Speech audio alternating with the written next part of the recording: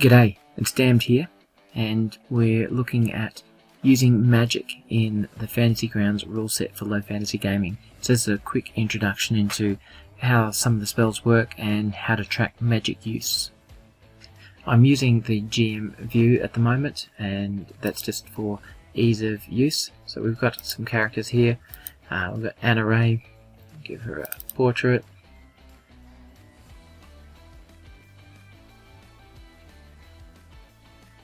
Okay, and I've set the character up. She's a level 3 magic user, and everything has been set up except for giving her actual spells. You can see her intelligence, which is the primary stat for spell casting, is 15 with +2, and we've got 3 first level. Well, we'll have a look at her class. Scroll down, and we can see here level 3 should have 2 attack bonus.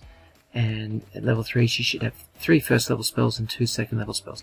So we track the maximum spells in the circle field. So 3 maximum spell slots for level 1, 2 maximum spell slots for level 2, and we put the current number in the square box. So 3 slots still remaining in level 1 and 2 still remaining on level 2. The spells are stored on the inventory tab just because we ran out of room on the front tab. So we'll add some spells in here. So we go to roles and we scroll down till we find spells level 1, and in low fantasy gaming all the spells that you know are available to you to use until you've run out of spell slots for that level. So I'm just going to add a couple of spells in here for the moment.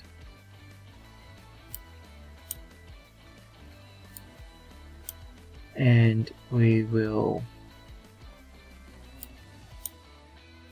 so they're all first level spells. So the first thing we'll do is we'll click on these and we'll just tag them all as level 1, and then we'll grab a couple of level 2 spells.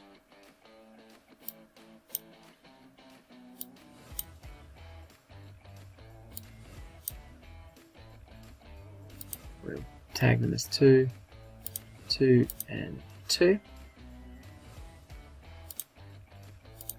Now we have to set some things up for some of these spells. Now a lot of the spells there's no real automation for in this rule set. Some spells we just can't ever automate, and some are just beyond the scope of this rule set. So we'll have a look at some of these. Telepathy, and it tells us the description here of what's required to use it. And it's using the spell dice string, so it doesn't have any automation. We just run this and it declares that Anaraya has cast Telepathy. Sleep, and puts 4d4 hit dice worth of creatures. So again, this spell will just be a visual clue into the chat window, but the spellcaster will need to also roll 4d6, 44 it was,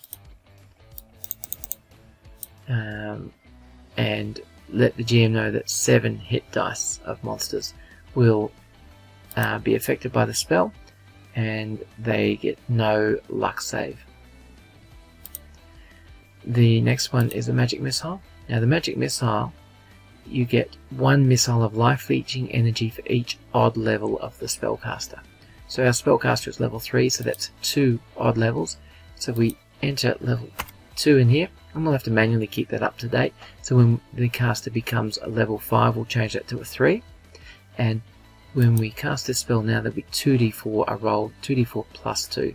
So 1d4 plus 1 for each spellcaster level.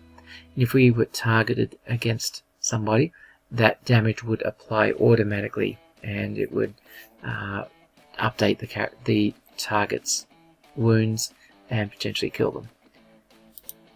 Invisibility, again there's nothing here to automate. What would happen is we would put an effect on the spellcaster or on the target saying that they were invisible. Whole person, again 1d4 humanoids, so the caster would declare up to 2 humanoids within a 15-foot radius, and each of those gets a luck with strength save to resist. I will quickly do a roll in here. So we've got a Beastman in here, and we'll drag our magic user in, and an array will target the Beastman. Alright, she will target the Beastman here, and when she casts the whole person, the GM will have a roll for up to 2 humanoids. Now the Beastman gets to do a luck with strength save, so they can click on the icon here, the GM, and we can see that there is our strength modifier here, our luck, so we can click the +2.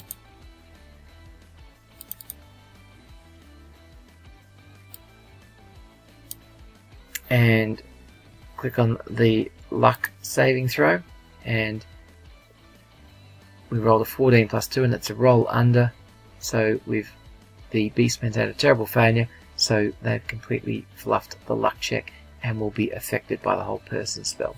So what the GM typically do here is add an effect here, held, with the duration of 0, and that would now be visible to the players as well, that Beastman has been held. The next spell that we're going to have a look at is Cure Wounds. What we'll do is we'll cast the Magic Missile against the Beastman. We might increase his hit points here just so he doesn't die on the Magic Missile hit.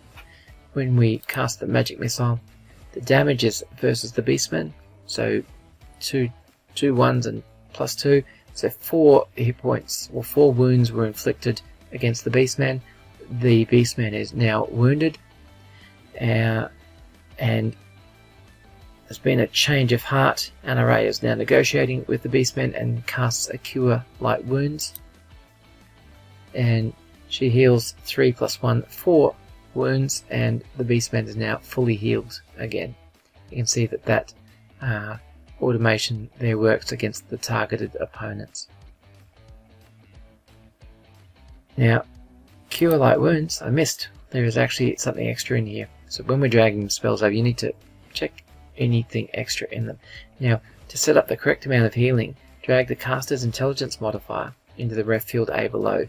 So the caster's intelligence modifier is added to the healing roll. So we unlock this roll. We do need to switch tabs here. Scroll down to the ref field A, and we drag the intelligence field into this roll.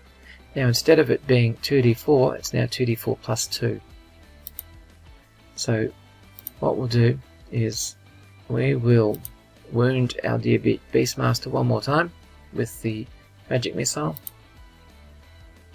taking 7 hit points of damage now, and when we cure Light Wounds, we've cured a total of 6, so the Beastman still has 1 point of loss. And we've got a Charm Person. Again, the target gets to do a Luck Will to resist, and Bolster attribute. So for 1d6 times 10 minutes, the target's Strength, Dex, Con, Perception, Will, or Charisma is increased by 1d4. So we would do +2. Say we cast this on ourselves, we would put in an effect here, and we would say that intelligence +2, and we'll leave it an indefinite duration just for the moment, because 1d6 times 10 minutes is going to be longer than the combat tracker is going to record for the moment. So when we cast that spell, our intelligence is now 17. What we might find when we do something here is that if we cast another Cure Light Wounds, we should get a +3 modifier now. We can see that automatically incremented. It kept in touch with that stat because we linked this value here with the Cure Light Wounds roll, which is really quite nice. At some point, the GM will rule that this effect should no longer be in effect, and NRA will need to reduce our intelligence back down to 15.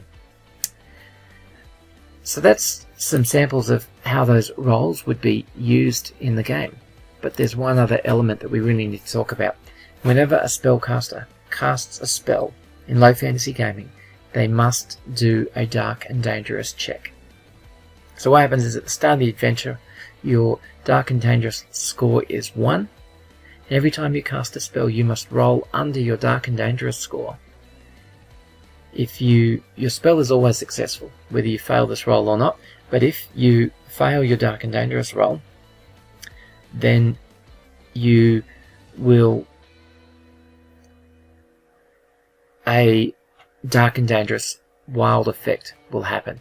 Now, what happens is if you succeed with this roll, if you roll over your Dark and Dangerous score, a couple of things will happen. First thing is the Dark and Dangerous score will go up to 2, or go up to 3, it'll increment by 1, and that means the next time that you cast a spell, the odds in it Dark and Dangerous wild magic happening increase.